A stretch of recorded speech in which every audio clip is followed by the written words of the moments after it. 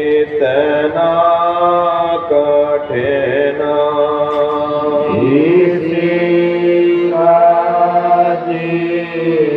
इतना कठिना हाड़ो तुम ईसाई के पीछे हाड़ो तुम ईसाई के पीछे और सवाई जातान ताजना और सबई जतन तजना और सब काम जाग जोठा और सब काम जग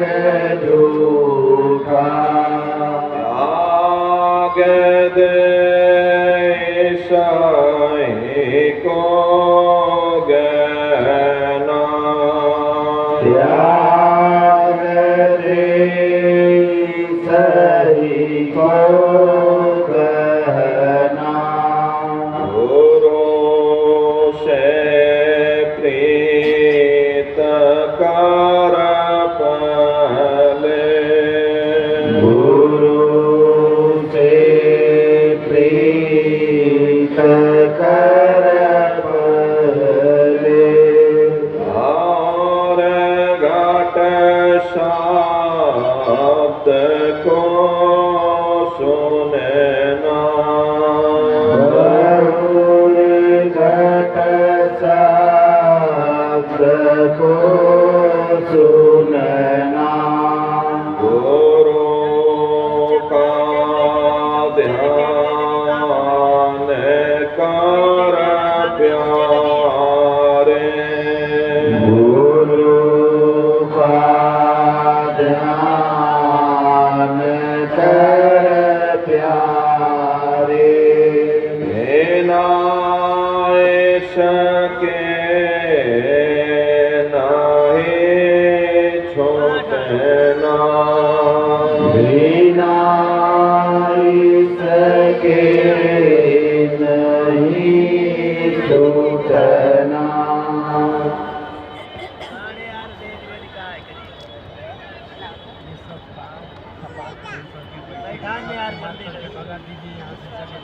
पूज्य दादा गुरु महाराज के 75वें वार्षिक भंडारे पर देश के कोने कोने से पधारे हुए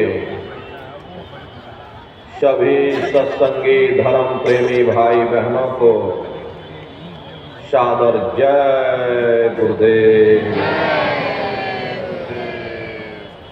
प्रेमी भाई बहनों, जिस संसार में हम आप रहते हैं उस संसार का मालिक काल है, जिसने सारे जगत के जीवों को फंसा रखा। दुनिया यही समझती है कि हमारा मालिक काल है, दयाल की किसी को खबर नहीं। जो दुनिया को खाता है दुनिया उसी की पूजा करती है। हालांकि संत महात्माओं ने काल और दयाल के भेद को प्रकट किया है, लेकिन बहुत से जीव ऐसे भी हैं जिन्हें काल और दयाल के भेद का कोई अता पता तक नहीं मालूम। महात्मा प्रेम से जीवों को समझाते हैं कि भाई जो पुराने समय की साधना थी, यानी सतयुग त्रेता द्वापर के समय की साधना, वो आज के समय में इस घनघोर कलयुग में, इस कलिकाल में मुनासिब नहीं हो सकती,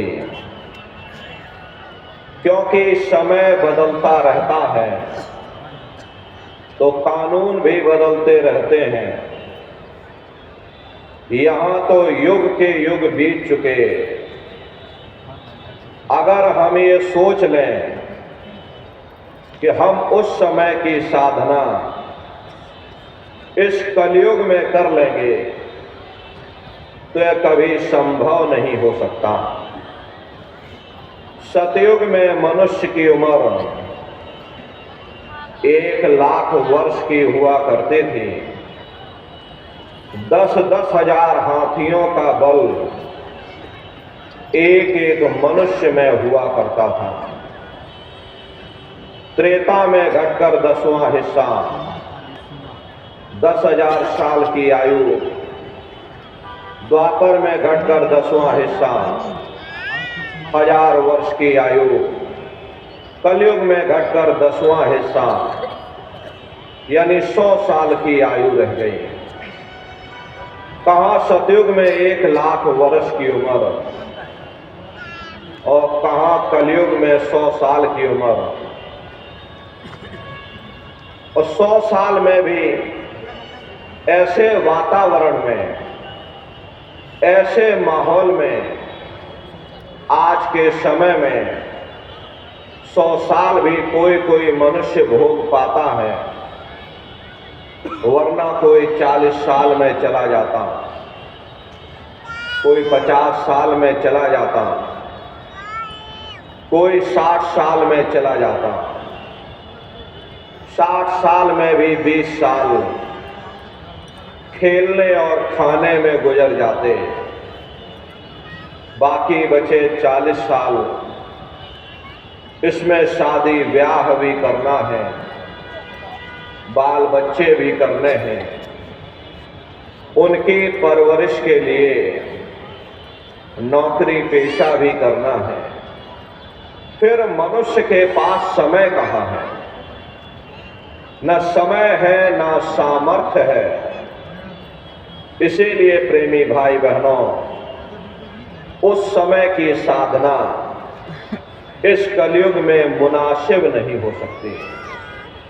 महात्मा प्रेम से जीवों को समझाते हैं कि भाई मूर्ख प्राणी मन शैलानी, सो अटके जल और पाषाण, बुद्धिमान अभिमानी सो नर, विद्या नार के हुए गुलाम। इस संसार में 3 तरह के मनुष्य होते हैं। एक अज्ञानी होता है, दूसरा बुद्धिमान होता है, तीसरे बीच के जीव होते हैं जो ना ज्यादा अज्ञानी होते हैं और ना ही ज्यादा बुद्धिमान होते हैं।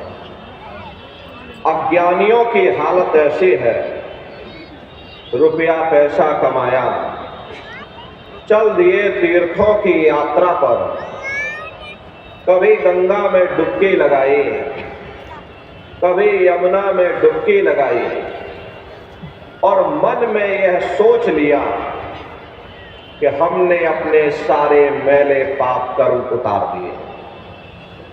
प्रेमी भाई बहनों, ठीक उसी तरह से बुद्धिमानों का जब जोर पड़ता है, विद्या पढ़कर लेक्चरार बन गए, कोई कौम का ठेकेदार बन गया, कोई मजहब का ठेकेदार बन गया, अपनी अपनी कौम, अपना अपना मजहब, अपना अपना झंडा बुलंद करने के लिए न जाने कितने बेगुनाहों का कत्ल कर दिया, कितनी औरतें विधवा हो गईं, कितने बच्चे अनाथ हो गए। नतीजा क्या रहा? चारों तरफ बर्बादी ही बर्बादी। महात्मा प्रेम से जीवों को समझाते हैं कि भाई बाकी जीव बीच के जितने, ना मूर्ख ना अति बुद्धिमान, जप तप व्रत संयम बहु धोखे, पंच अग्नि में जले निदान। बाकी जो बीच के जीव हैं, जो ना ज़्यादा ज्ञानी हैं ना ही ज़्यादा बुद्धिमान हैं, उनकी हालत ऐसी है कि अगर अज्ञानियों का जोर पड़ गया तो अज्ञानियों की तरफ लुढ़क गए, बुद्धिमानों का जोर पड़ गया बुद्धिमानों की तरफ लुढ़क गए, बिन पैदे लोटे की तरह लुढ़कते और लुढ़कते उन्होंने अपना पूरा समय बर्बाद कर दिया। प्रेमी भाई बहनों, असली रास्ता मनुष्य के अंदर है, लेकिन काल ने सबको बाहर ही बाहर दुनिया में भटका दिया। किसी को जप में, किसी को तप में, कोई कीलों पर सोता है, कोई सोता ही नहीं, कोई दुनिया रमाए बैठा है, चार अग्नि चारों तरफ से लगा ली, पांचवी सूर्य की तपिश, पंच अग्नि की दुनिया जमाए बैठे हैं और कह रहे हम तपस्या कर रहे हैं।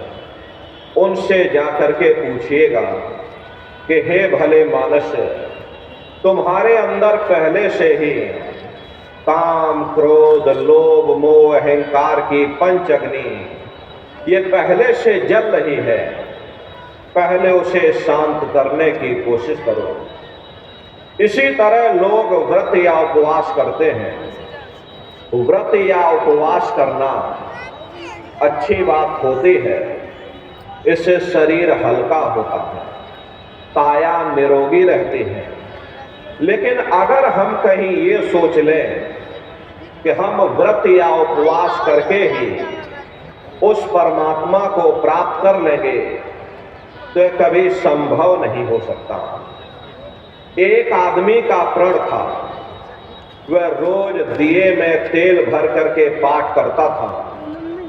उसने संकल्प ले रखा था कि जब तक दिया बुझ नहीं जाएगा हम रोटी नहीं खाएंगे। रोज की उसकी ये दिनचर्या थी। रोज अपने दिए में तेल भर देता था और रोज पाठ करने लग जाता था, और जब तक दिया अपने आप न बुझ जाए वह रोटी नहीं खाता।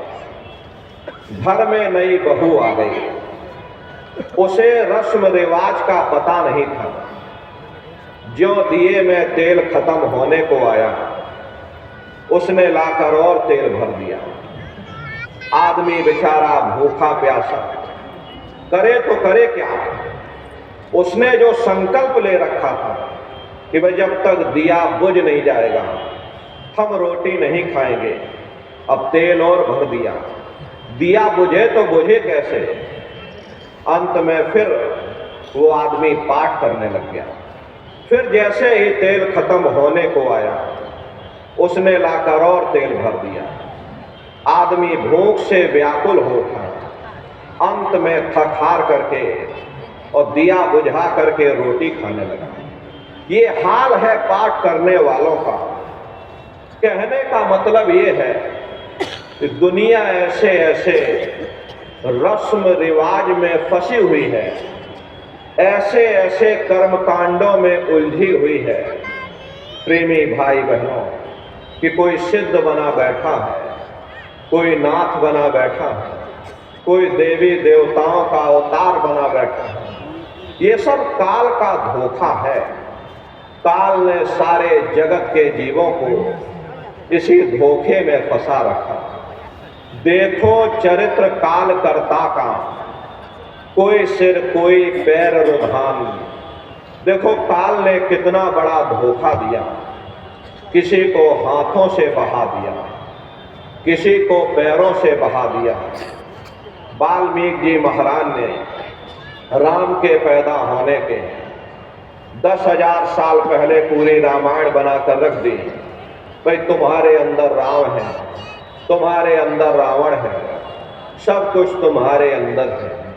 काल भगवान ने देखा किसने तो मेरा भेद उजागर कर दिया, तो उन्होंने बड़ी होशियारी के साथ बाहर राम बना दिए, बाहर रावण बना दिया, ताकि कोई अंदर ना आने पाए। सब बाहर ही बाहर दुनिया में भटकते रह जाए। भटक भटक भटकाया सब जग, कोई न लगया ठौर ठिकान। काल ने सारे जगत के जीवों को बाहर ही बाहर दुनिया में भटका दिया। किसी को पानी में, किसी को पत्थर में, किसी को मंदिर में, किसी को मस्जिद में, किसी को दिवालय और शिवालय में। प्रेमी भाई बहनों, इन बाहरी कर्म कांडों से न कभी किसी को मुक्ति मिली है, न भविष्य में कभी मिल सकती है। लोमश ऋषि का दृष्टांत आता है। लोमश ऋषि ब्रह्मा के पुत्र माने जाते थे। लोमश ऋषि अपने पिता यानी कि ब्रह्मा से पूछते हैं कि पितु से पूछ मुक्ति की बातां, और गंगा का फल कहो विधाता। कि हे पिताजी, मुक्ति कैसे मिलेगी, क्या किया जाए, कैसे किया जाए, जरा हमको दया कृपा करके समझाइए कि हमें मुक्ति कैसे प्राप्त होगी। तब लोमश ऋषि के पिता यानी कि ब्रह्मा उनको जवाब देते हैं कि गंगा का फल भाक सुनाई, और गंगा आदि मुक्त की दाई। कि हे लोमश ऋषि, तुम जाओ जाकर गंगा जी में स्नान करो। जो कोई गंगा स्नान करेगा उसे सहज में मुक्ति मिल जाएगी। जाओ तुम यह काम करो जाकर के, तुम्हें सहजता से यानी सरलता से तुम्हें मुक्ति प्राप्त होगी। तब लोमश ऋषि कहते हैं कि सहस एकादश गंगा नहाया, जासे जौन मोक्ष का पाया।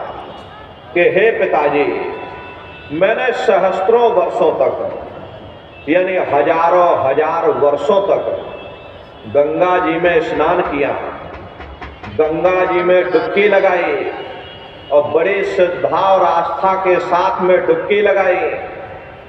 लेकिन मुझे फल क्या मिला? जब मेरी मृत्यु हो गई तो मोक्ष मुझे मछली की योनि में डाल दिया। अनेक जीव मार मोह खाया, ऐसे बहुत बहुत दुख पाया। जब मुझे मछली की योनि मिल गई तो अनेकों अनेक जल के जीवों ने मुझे मार मार करके खाया। मुझे कितनी तकलीफ हुई, कितनी मुझे पीड़ा हुई, इसका मैं वर्णन नहीं कर सकता। और हे पिताजी, एक नहीं जय जय तीर्थ सबय नहाए, जल जीव जौन माहि भरमाए। कि जितने भी तीर्थ थे सभी जगह जाकर मैंने स्नान किया, जल में आशा बांधी तो जल में मुझे वास मिल गया। जहां आशा तह वासा, तो जल में मैंने आशा बांधी तो जल में मुझे वास मिल गया, लेकिन मुझे मुक्ति नहीं मिली। इसलिए हे पिताजी, ऐसी जुक्ति मुक्ति बतलाओ, भवजल पार उतर के जाओ। कि ऐसी जुक्ति, ऐसी मुक्ति का रास्ता हमको बतला दीजिए जिससे हमारी ये जीवात्मा सदा सर्वदा के लिए इस भवसागर रूपी समुद्र से पार हो जावे। हे पिताजी, दया कृपा करके मुझे कोई ऐसा उपाय, ऐसी साधना, ऐसा तरीका हमको समझा दो जिस पर चल करके हमारी जीवात्मा का कल्याण हो जावे। तब लोमश ऋषि के पिता यानी ब्रह्मा उनको जवाब देते हैं कि पूजो पत्ती प्रीत लगाई, और पीपर में जल नाओ जाई। कि हे लोमश ऋषि, तुम प्रीत लगा करके स्वामी नाम की पत्ती की पूजा करो। एक दिया पत्ती पे लावे, सो तो कोट यज्ञ फल पावे। कि हे लोमश ऋषि, जो एक दिया स्वामी नाम की पत्ती के नीचे रखता है उसे कोटान कोट यज्ञों का फल प्राप्त होता है। जाओ तुम यह काम करो जा करके, तुम्हें सहजता से यानी सरलता से तुम्हें मुक्ति प्राप्त होगी। तब लोमश ऋषि जवाब देते हैं कि सहस्त्र 3 पत्ते को पूजा, वृक्ष योनि पाई यही पूजा।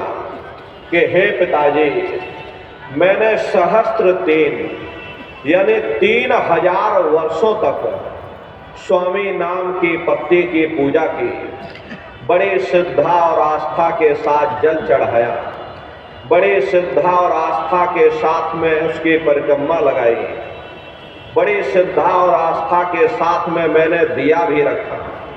लेकिन मुझे फल क्या मिला? जब मेरी मृत्यु हो गई तो मुझे वृक्ष की योनि में डाल दिया। पीपर पूजा वर्ष हजारा, ताको सुन वर्तंत निवारा। कि हे पिताजी, मैंने हजारों हजार वर्षों तक पीपर की भी पूजा की, पीपर की भी परिक्रमा लगाई, पीपर पर भी जल चढ़ाया, मैंने पीपर में अपनी आशा बांधी तो मुझे उसी में वास मिल गया। इसलिए हे पिताजी, दया कृपा करके मुझे ऐसा रास्ता बतला दो, ऐसी युक्ति बतलाओ जिससे मेरी जीवात्मा का कल्याण हो जावे। तब लोमश ऋषि के पिता यानी ब्रह्मा उनको जवाब देते हैं कि हे लोमश ऋषि, एकादशी करो तुम जाई, याते मुक्ति सहज में पाई। जाओ तुम जाकर एकादशी का व्रत रखो, मेरा ये उपाय करिएगा, इससे तुम्हें सहजता से यानी सरलता से तुम्हें मुक्ति मिल जाएगी। तब लोमश ऋषि फिर जवाब देते हैं कि 100 वर्ष एकादश कीन्हा, अंत जन्म माखी को लीन्हा। कि हे पिताजी, मैंने सहस्त्रों वर्षों तक यानी हजारों हजार वर्षों तक एकादशी का व्रत भी किया, लेकिन मुझे फल क्या मिला?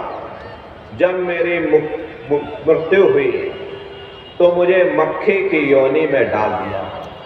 और लोमश ऋषि जवाब देते हैं कि अर पुनि व्रत कीनी बहु तेरा, ताका सुन वर्तंत निवेरा। कि हे पिताजी, मैंने और भी बहुत सारे व्रत किए, मैं कहाँ तक उसका वर्णन करूं? अर पुनि व्रत कर झार बनाई, पर मुक्ति हमने नहीं पाई। मैंने और भी बहुत सारे व्रत किए, कोई व्रत मैंने छोड़ा नहीं जो मैंने किए ना हो, लेकिन मुझे मुक्ति नहीं मिली।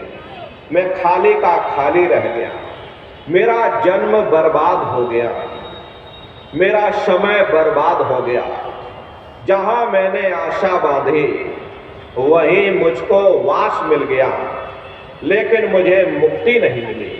इसलिए हे पिताजी, दया कृपा करके मुझे ऐसा रास्ता बतलाओ जिससे मुझे मुक्ति मिल जाए, मेरी जीवात्मा परमात्मा में विलीन हो जाए, हम हमेशा के लिए जन्म मरण के बंधनों से आजाद हो जावें, फिर कभी इस काल के संसार में हमको दोबारा ना आना पड़े, कभी नरकों चौरासियों में हमको दोबारा ना जाना पड़े। हे पिताजी, कोई ऐसा उपाय, ऐसा रास्ता हमको बतला दीजिए।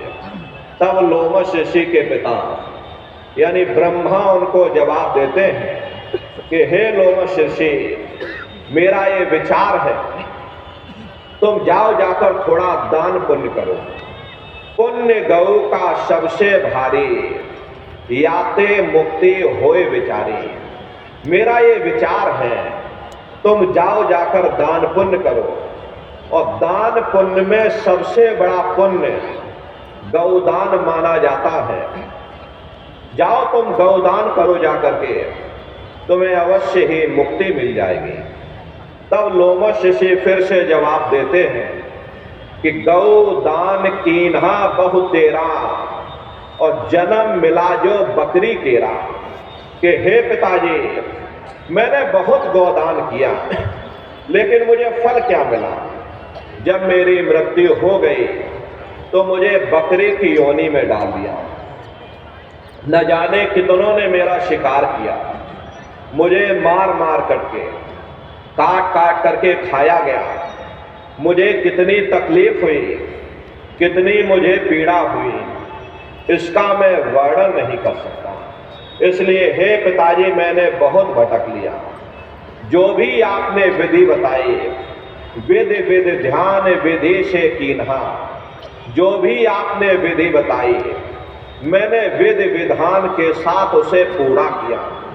कोई उपाय मैंने छोड़ा नहीं। इतने तीर्थ व्रत कर्म कांड इस संसार में कोई भी मनुष्य नहीं कर सकता जितना कि मैंने किया। लोमस से संसार के लिए उदाहरण बन रहे और साफ शब्दों में कह रहे कि इतना तीर्थ व्रत कर्म कांड इस संसार में कोई भी मनुष्य नहीं कर सकता जितना कि मैंने किया, लेकिन मुझे फल कुछ नहीं मिला। मैं खाली का खाली रह गया। जहां मैंने आशा बांधी वहीं मुझको वास मिल गया, लेकिन मुझे मुक्ति नहीं मिली। इसलिए हे पिताजी, मैंने बहुत भटक लिया, बहुत मेरा समय बर्बाद हो गया। मुझे दया कृपा करके ऐसा कोई उपाय, आखिरी विकल्प, आखिरी रास्ता बतला दो जिससे मुझे मुक्ति मिल जाए, जन्म मरण के बंधनों से हम आजाद हो जाएं। बड़े दीन भाव से लोमस ऋषि अपने पिता यानी ब्रह्मा से कहते हैं कि हे पिताजी, दया कृपा करो, मुझे मुक्ति का रास्ता बतलाओ कि वास्तव में मुक्ति कैसे मिलेगी। तब लोमस ऋषि के पिता यानी ब्रह्मा उनको जवाब देते हैं कि लोमस ऋषि में कहूं विचारा और संत शरण से होए उबारा। कि हे लोमस ऋषि, मेरा ये अंतिम विचार है, तुम जाकर संतों की शरण में चले जाओ, वहीं से तुमको मुक्ति मिलेगी और कोई दूसरा विकल्प नहीं। तीर्थ व्रत सब झूठ पसारा, नहीं हुई है इनते निर्वारा। ये तीर्थ व्रत सब झूठ का पसारा है, ये मेरे फैलाए हुए जंजाल हैं, ताकि ये संसार इसी जंजाल में फंसा रहे। मेरे देश में ये जीव फंसा रहे, ये ऊपर न जाने पाए, क्योंकि अगर ये जीव ऊपर चला गया तो मेरा ये संसार उजड़ जाएगा। तो मैंने अपने संसार को बनाए रखने के लिए ये जंजाल बनाए हुए हैं। तुम पुण्य कर्म करोगे तुमको अच्छा फल मिल जाएगा, बुरे कर्म करोगे तो बुरा फल मिल जाएगा। तो ये मेरे फैलाए हुए जंजाल हैं, इससे तुम्हें मुक्ति नहीं मिलेगी। अगर तुम मुक्ति पाना चाहते हो तो संतों की शरण में चले जाओ, संत शरण से होए उबारा। प्रेमी भाई बहनों, इसीलिए वह अनामी महाप्रभु, उन्होंने जब देखा कि जीव अंधकार के दलदल में फंसता चला जा रहा, चारों तरफ आडंबर ही आडंबर है, पाखंड ही पाखंड है, तब स्वयं अनामी महाप्रभु ने संतों महात्माओं को इस धरती पर भेजा। और संत महात्मा फकीर इस धरा भूमि पर आकर के जीवों को समझाते हैं कि भाई, हम आए वही देश से जहां तुम्हारा धाम और तुमको घर पहुंचावना एक हमारो काम। हम उसी देश से आए हैं जिस देश के तुम रहने वाले हो, परंतु तुम अपने सच्चे देश को छोड़ करके इस झूठे काल और माया के देश में आकर के फंस गए। यह देश तुम्हारा देश नहीं, तुम्हारा देश सचखंड है। ये कौम तुम्हारी कौम नहीं, तुम्हारी कौम सतनाम है। और यह जीवात्मा उस सतनाम रूपी समुद्र की बूंद है। इस बूंद को समुद्र से मिलाओ, यानी जीवात्मा को उस परमात्मा से मिलाओ। इसके लिए न तुम्हें घर बार छोड़ने की जरूरत है, न बाल बच्चों को छोड़ने की जरूरत है, न फिर परिवार छोड़ने की जरूरत है, न समाज छोड़ने की जरूरत है, न जात और बिरादरी को बदलने की जरूरत है। वह नाम सबके लिए साझा है। वह हर मनुष्य के अंदर दिन रात धुनकारे दे रहा, वह साधु संतों के अंदर गूंजता है तो वह चोरों ठगों के अंदर भी गूंजता है। यहाँ किसी कौम का सवाल नहीं है, यहाँ किसी मजहब का सवाल नहीं। ये जितने हमारे मजहब हैं, चाहे हिंदू धर्म हो, चाहे मुसलमान धर्म हो, चाहे सिख धर्म हो, या चाहे ईसाई धर्म हो, जितने भी हमारे मजहब हैं, इनके जितने रीत रिवाज हैं, जितना रहन सहन का तरीका है, जितनी भी शरीयतें हैं, हमें जरूर अलग अलग नजर आती हैं, लेकिन उसके अंदर जो रूहानियत छिपी हुई है वो रूहानियत असलियत है। वो हर मजहब की तह के अंदर एक ही चीज होती है। संत महात्मा फकीर केवल उस रूहानियत को समझाने की कोशिश करते हैं। रूहानियत और शरीयत का आपस में वैसा ही रिश्ता होता है जैसा कि जेवरों का जेवरों के डिब्बों के साथ होता है। कीमत जेवरों की होती है, डिब्बे की नहीं। तलवार को काम आनी होती है, म्यान को नहीं। ठीक उसी प्रकार से हमें जो कुछ भी प्राप्त होगा उस रूहानियत से प्राप्त होगा। जब हम रूहानियत से दूर हो जाते हैं तो आहिस्ता आहिस्ता धीरे धीरे हम शरीयत के कैदी बन जाते हैं, शरीयत के गुलाम बन जाते। वह शरीयत धर्म के ठेकेदारों के हाथों में चली जाती है। वे हमें बाहर मुखी कर देते, कर्म कांडों में उलझा देते हैं। न किसी को रूहानियत की समझ होती है और ना ही कोई समझाने की कोशिश करता। ये लोग हमें इतना बाहर मुखी कर देते हैं, इतना हमें कर्म कांडों में उलझा देते हैं ताकि उनका भी रोजगार चलता रहे। जिस चीज को हासिल करके हमें सुख प्राप्त करना है उस ओर हमारा ध्यान ही नहीं जाता। अरे सुख तो परमात्मा की भक्ति में और परमात्मा के प्यार में मिलेगा। इसीलिए महात्मा जीवों को समझाते हैं कि सुरत सुन बात रे, तेरा धनी बसे आकाश। कै जीवात्माओं, तुम्हारा मालिक वो परमात्मा है, वो परमेश्वर है, वो सचखंड में बैठा हुआ। तुम यहाँ माया के जाल में फंसे हुए, जब तक तुम अपने घर जा करके अपने मालिक से मिलाप नहीं कर लोगे, तुम सुख किस तरह हासिल कर सकते, तुम शांति किस तरह प्राप्त कर सकते।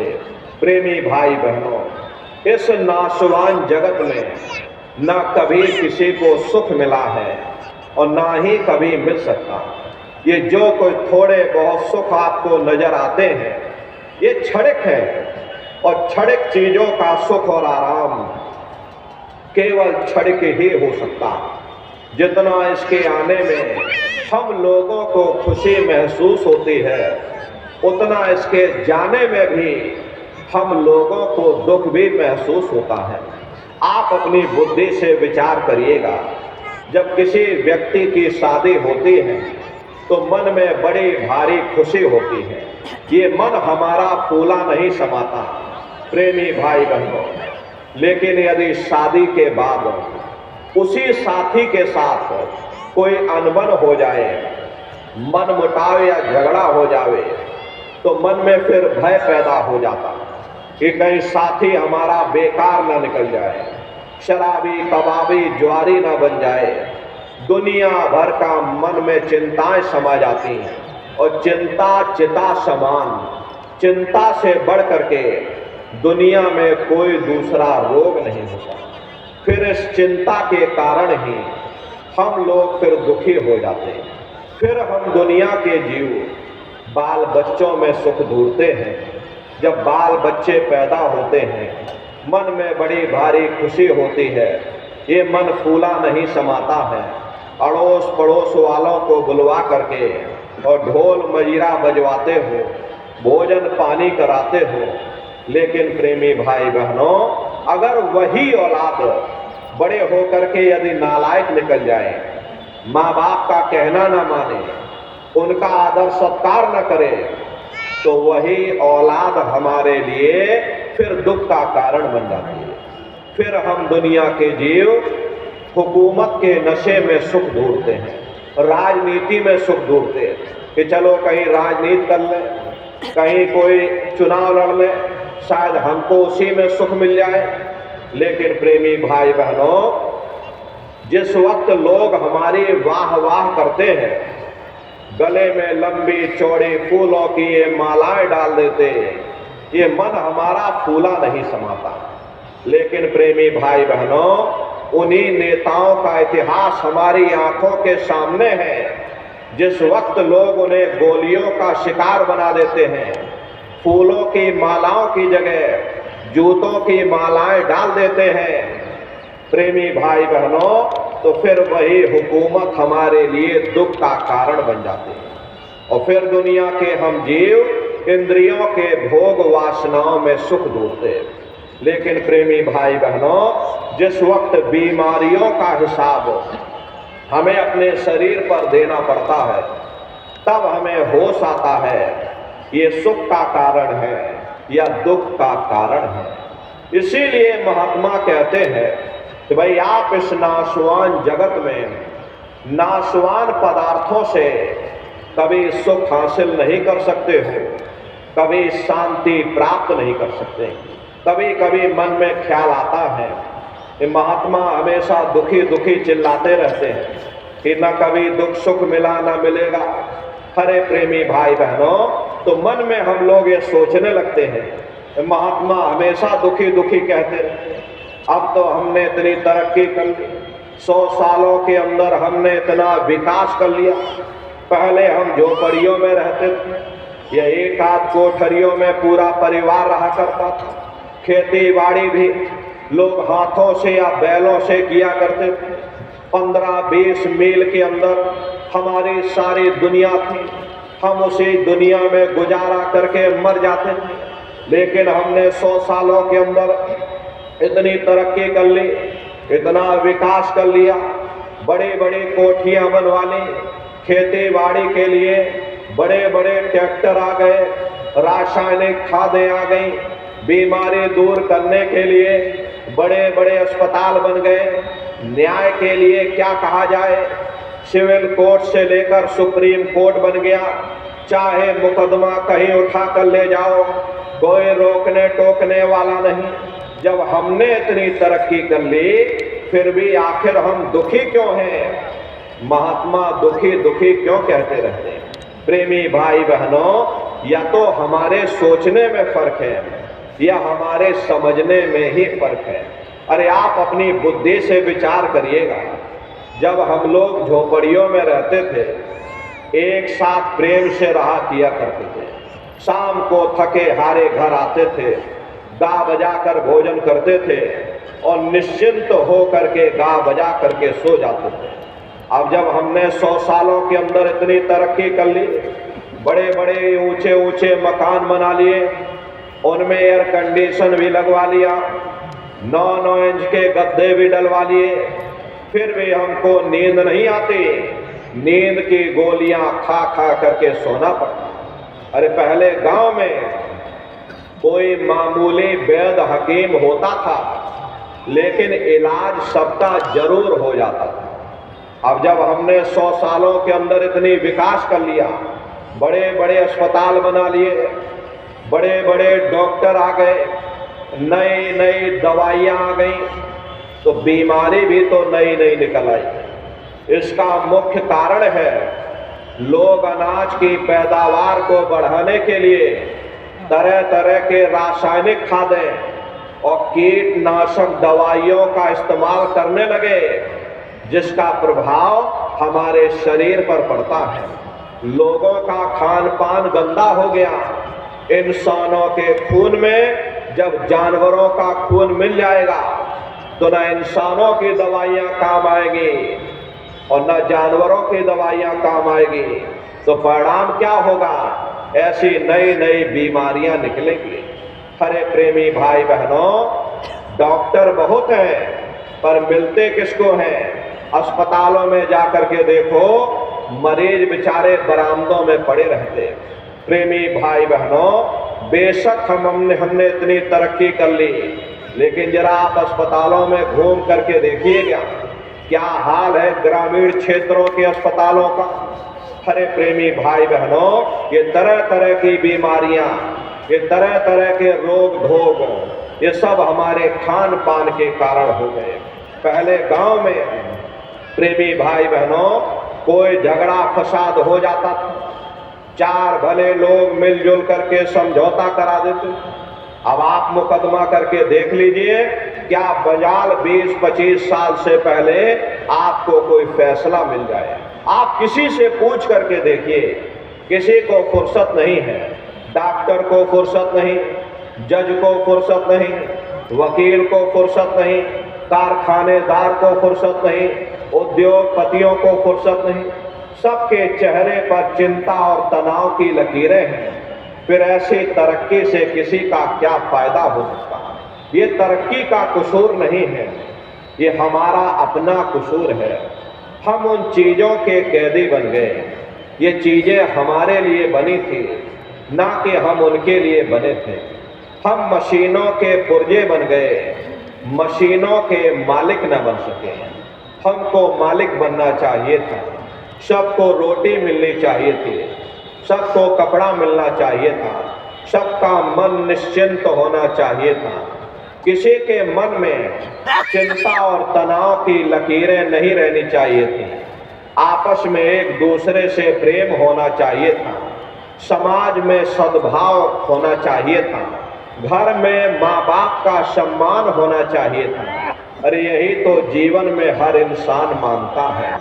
प्रेमी भाई बहनों, अगर जीवन में कीमतें और कदरें न रहीं, फिर ऐसी तरक्की से किसी का क्या फायदा हो सकता। इसीलिए महात्माओं ने जब कहा था तब भी ठीक था, और अब कहा तो अब भी ठीक है। दुनिया में न तब किसी को सुख मिला और न अब किसी को सुख मिल सकता। इसीलिए गुरु नानक साहब ने लिखा है कि नानक दुखिया सब संसार। दुनिया का हर एक जीव अपनी अपनी जगह है, दुख और मुसीबतों से भरा हुआ है। यही सहजोबाई ने लिखा है कि धनवंते सब ही दुखी, निर्धन है धन रूप, और साध सुखी सहजो कहे, पायो भेद अनूप। जिसके पास धन दौलत है, जो राजा महाराजा है, जो सेठ साहूकार हैं, वे सब के सब दुखी हैं। उनको किस चीज का दुख है? बड़े बड़े जो देशह लोग और तिनको व्यापे चिंता रोग। ये जो चिंता रोग है उन्हें अंदर से खाए जा रही, सो इस चिंता के कारण बेचारे दुखी बने रहते। और जिनको रोटी कपड़े मकान की फिक्र लगी, उन बेचारे गरीबों को दुखी होना ही होना। इसीलिए महात्मा कहते हैं, भाई आप इस नाशवान जगत में, इस नाशवान क्षणिक पदार्थों से कभी सुख हासिल नहीं कर सकते, कभी शांति प्राप्त नहीं कर सकते। प्रेमी भाई बहनों, एक बार हमारे गुरु महाराज कलकत्ता में एक विशाल पार्क बना हुआ, विक्टोरिया पार्क के नाम से, गुरु महाराज उसी बगिया में बैठे हुए थे। बगल से दो सेठ आए और दोनों सेठ गुरु महाराज के बगल में आकर बैठ गए। सामने देखा एक माली घास काट रहा था, और घास काटते काटते माली को नींद आ गई और वह घास के ऊपर सो गया।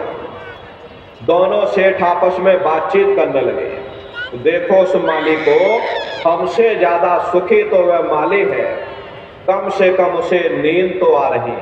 हम लोगों को नींद तक नहीं आती, नींद की गोलियां खा खा करके सोना पड़ता।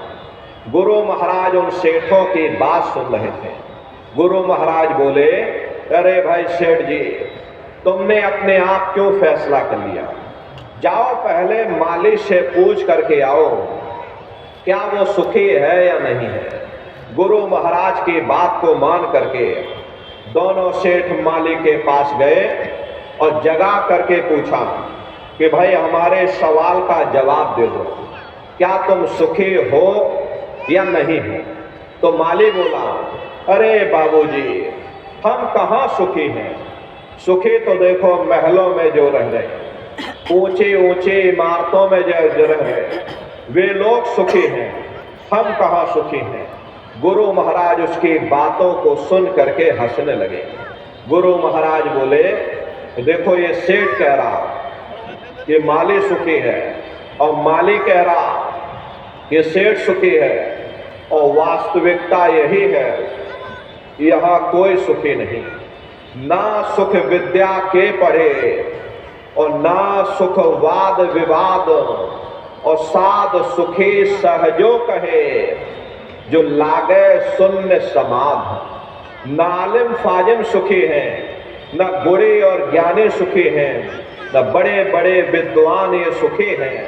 अरे सुखी वही है जिसने दुनिया में से अपने मन को निकाल करके और मालिक के चरणों में लगाया हुआ। इसीलिए महात्मा कहते हैं, भाई तजो मन यह सुख दुख का धाम। संतों महात्माओं ने इस नगरी को दुख और सुख की नगरी कहकर बयान किया, क्योंकि कोई इंसान आपको यहाँ ऐसा नहीं मिलेगा कि जिसको हमेशा सुखी सुख प्राप्त हुए हों, या कोई इंसान आपको ऐसा नहीं मिलेगा कि जिसको हमेशा दुख ही दुख मिले हों। 10 दिन सुख में गुजर जाते तो थोड़ा बहुत दुख का सामना भी करना पड़ता, और यदि 10 दिन दुख में गुजर जाते हैं तो थोड़ी बहुत सुख की श्वास भी आ जाती। प्रेमी भाई बहनों, ये सुख दुख के समस्याएं, ये सुख दुख के मसले, ये हमारे अपने पिछले जन्मों के पुण्य और पाप के कारण हैं। जब पाप और पुण्य इकट्ठे होते हैं तब हमें ये इंसान का शरीर मिलता है।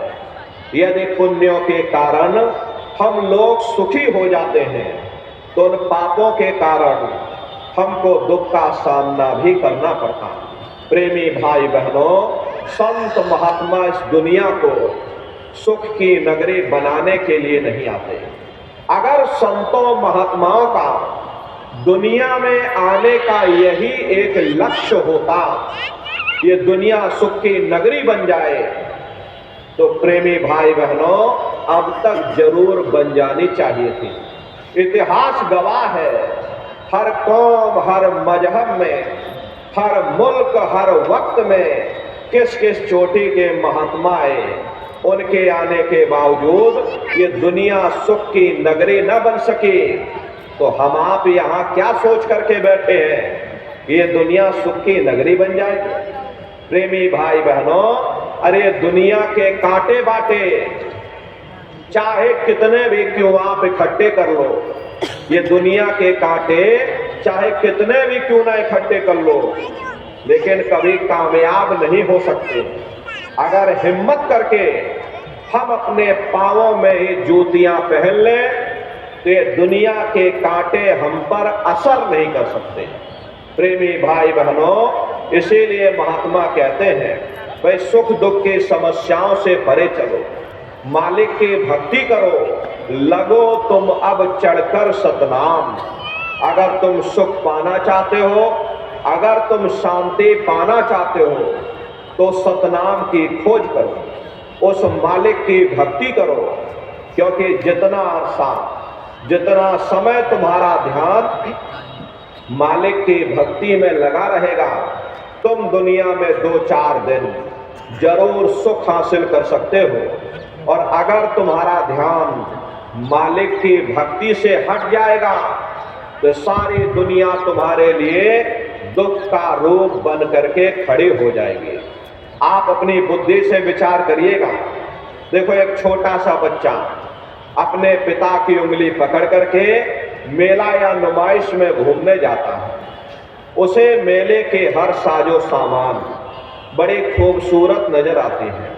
किसी जगह खेल खिलौनों की दुकानें लगी हैं, और कहीं गुड्डे गुड़ियों की दुकानें लगी हैं, कहीं झूलों की दुकानें लगी हैं, तो कहीं मिठाई और पकवान की दुकानें लगी हैं।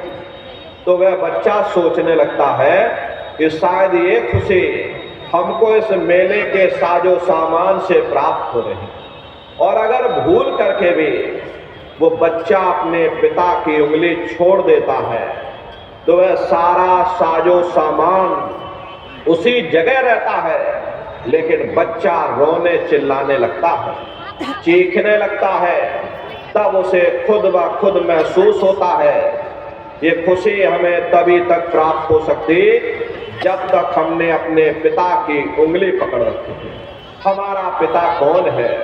वो परमात्मा है, वो परमेश्वर है जो सचखंड में बैठा हुआ। प्रेमी भाई बहनों, जब तक तुम्हारा ध्यान उस मालिक की भक्ति में लगा रहेगा, तुम दुनिया में 2-4 दिन जरूर सुख हासिल कर सकते हो।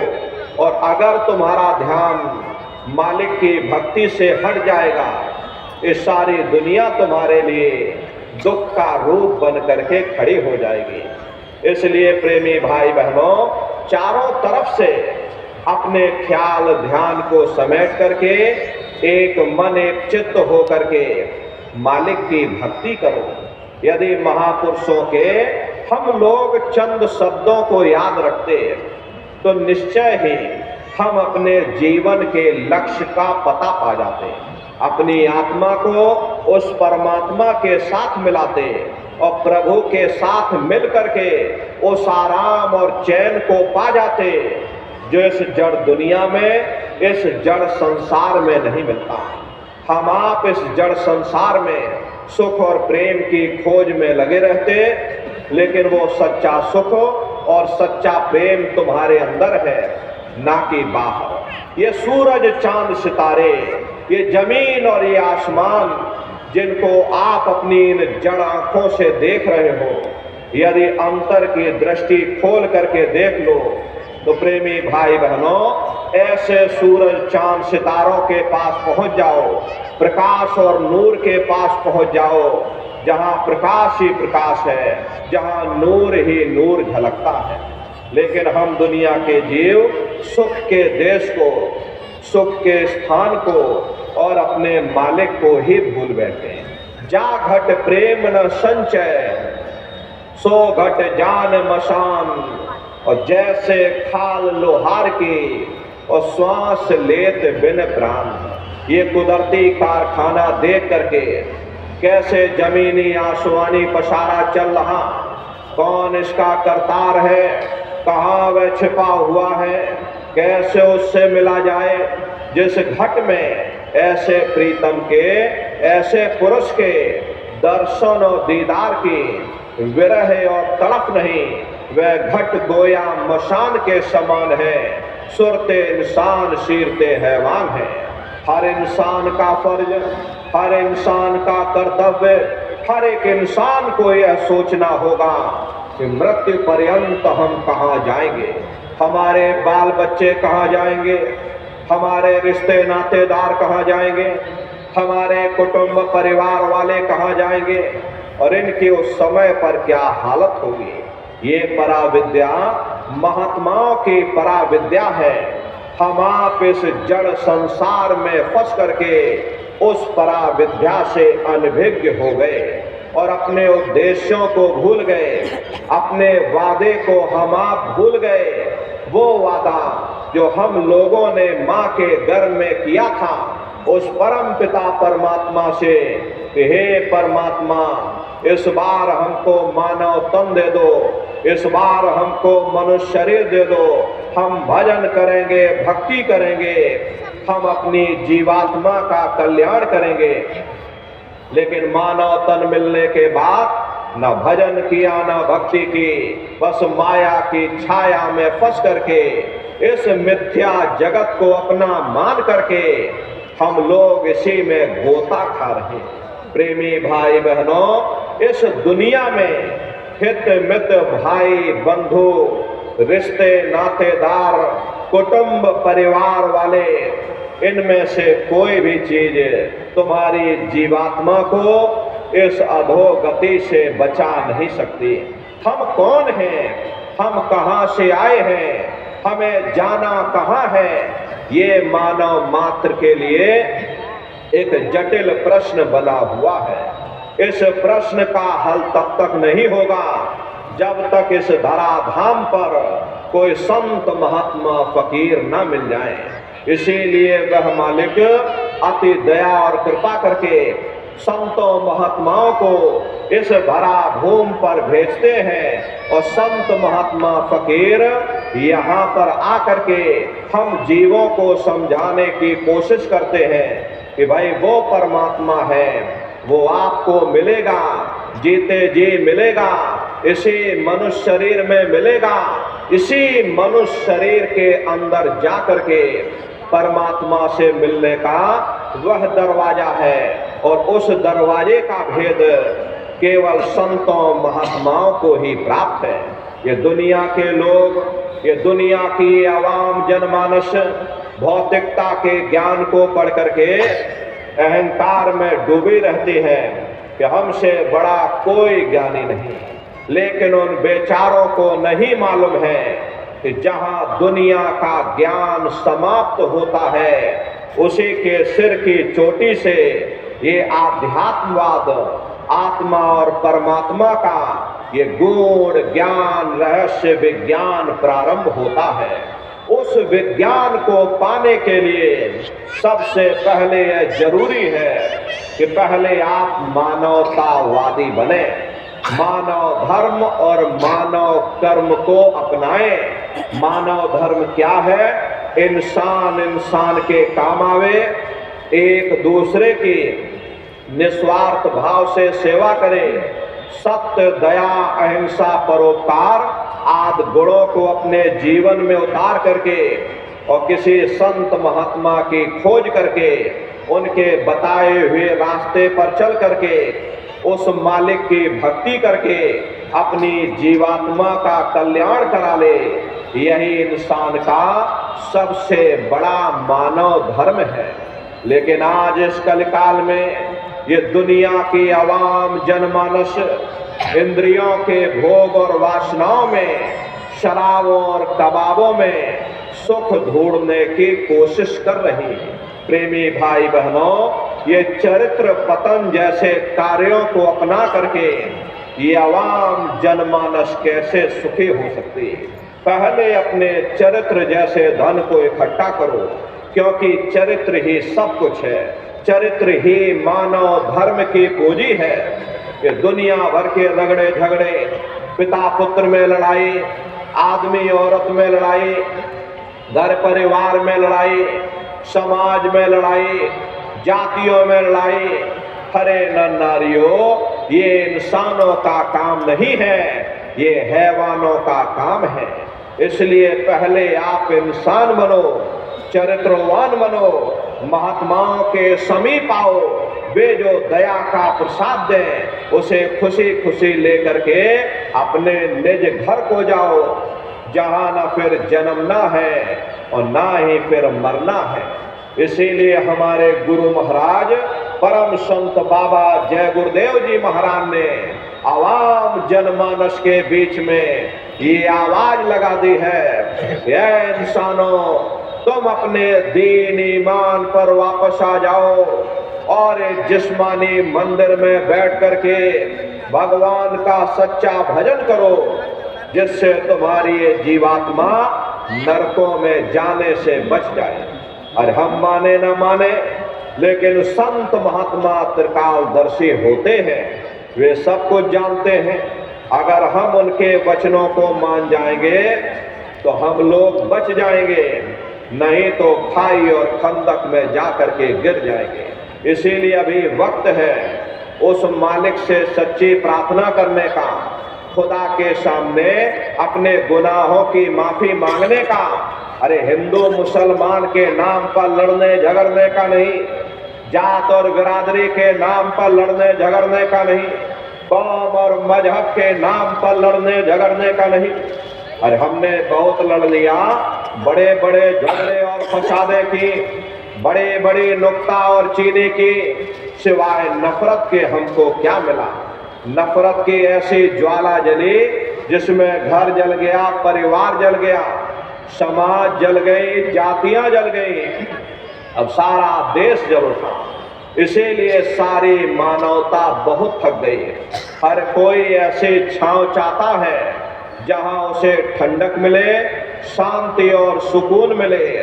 और ये सब वहीं मिल सकते हैं जहां शांति के संदेश होते हैं, सुकून के संदेश होते हैं, मानव धर्म और मानव कर्म के संदेश होते हैं। और ये संदेश केवल संत महात्मा फकीर देते हैं, जो समदर्शी होते हैं, जो समस्त जीवों के अंदर उस प्रभु के अंश को देखते हैं। ऐसे समदर्शी उन महात्माओं की खोज करो।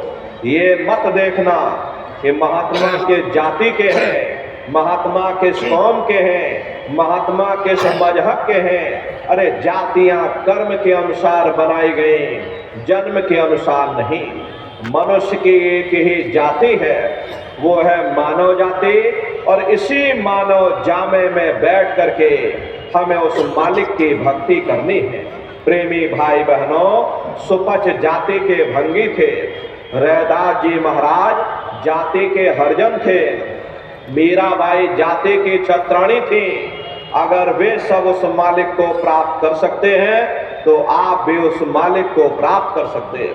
लेकिन बगैर महात्माओं के, बगैर मुर्शिद के कोई भी जीव इस संसार समुद्र से ना कोई पार हुआ और ना ही कोई हो सकता। ये समुद्र ऐसा है जिसके ना इस किनारे का पता, ना उस किनारे का पता। कोई नहीं जान सकता ये दुनिया कब बनी, कितनी बार प्रलय और महाप्रलय हो गई। लेकिन इतना जरूर मालूम है कि जिस दिन से दुनिया बनी है हम लोग यहीं पर भटका खा रहे हैं। अगर इधर से हवा चली, नैया हमारी उधर चली गई, और अगर उधर से हवा चली, हमारी नैया इधर चली गई, न जाने कितने युग और कल्प बीत गए, लेकिन हमारी ये नैया आज तक इस भव सागर से किनारे नहीं लगी। इसलिए प्रेमी भाई बहनों, सौभाग्य से वक्त का इतना बड़ा वरदान आपको मिला, ये मानव तन आपको मिल गया। न जाने कितने युग युगांतर तक अलग अलग योनियों में भटकने के बाद, नरकों और 84 में भटकने के बाद में, तब बड़े सौभाग्य से तुम लोगों को ये मनुष्य शरीर मिला है। बड़े भाग्य मानुष तन पाए।